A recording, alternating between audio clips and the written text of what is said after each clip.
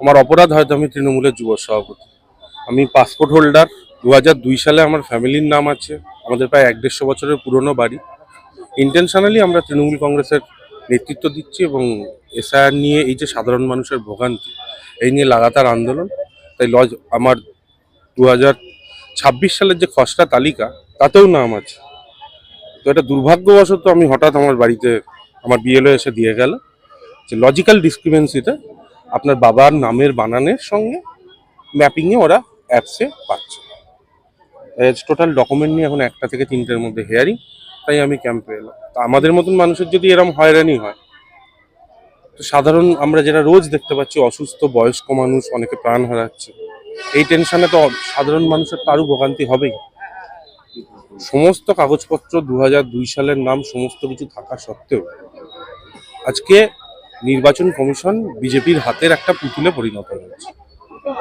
আজকে এখানে ভোটে জেতার জন্য সাধারণ মানুষের নাম কেটে বাদ দিচ্ছে লজিক্যাল ডিসক্রিপেন্সিতে। আপনি দেখবেন এক দিন ফিগারটা 3 লাখ সামথিং ছিল, আবার আজকে দেখবেন হঠাৎ 4 লাখ সামথিং হয়ে গেছে। চাপড়া, পলাশিপাড়া, কালীগঞ্জ সংখ্যালঘু শ্রেণীর মানুষ একদিকে আপনি তেহট্ট 1 আমাদের বেতাই চিটকা দিয়ে, একদিকে নমশূদ্র শ্রেণীর মানুষ যাদেরকে এতদিন এনক্যাশ করে বিজেপি ভুল বুঝিয়ে ইলেকশনে পার করল। সমস্ত জায়গায় এটা সাধারণ মানুষের হয়রানি।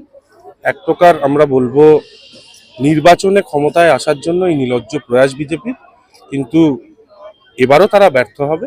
26 সালে মানুষ রেডি আছে মমতা বন্দ্যোপাধ্যায় এবং অভিষেক বন্দ্যোপাধ্যায়কে আরো তাদের হাতে শক্তিশালী। হ্যাঁ, আমার বাবার নামে স্পেলিং এ ওরা লিখেছে হচ্ছে, ওরা লজিক্যাল ডিসক্রিপেন্সিতে নিয়ে এসছে যে পূর্ববর্তী এসআইআর এর সময় প্রস্তুত ভোটার তালিকার সাথে বর্তমান ভোটার তালিকা এবং পূর্ববর্তী এসআইআর এর সময় প্রস্তুত ভোটার তালিকায় আপনার পিতার এবং নিজের নামের অমিলের কারণে এবং আপনার গণনা ফর্মে দেখানো সংযোগ অনুযায়ী মনে হচ্ছে ডাউটফুল আপনি পূর্ববর্তী এসআইআর এর ভোটার তালিকার সাথে ভুলভাবে যুক্ত হয়েছে। এটা হয়রানি ছাড়া আমি কি বলবো? এটা কি কোনো রাজনৈতিক পরিষ্কার এটা বিজেপির নোংরা খেলা। গোটা রাজ্য জুড়ে চলছে এইভাবে। বিহারে ক্ষমতায় এসছে, কিন্তু পশ্চিমবঙ্গে মুখ থুবড়ে পড়বে আর কটা দিন ওয়েট করবে।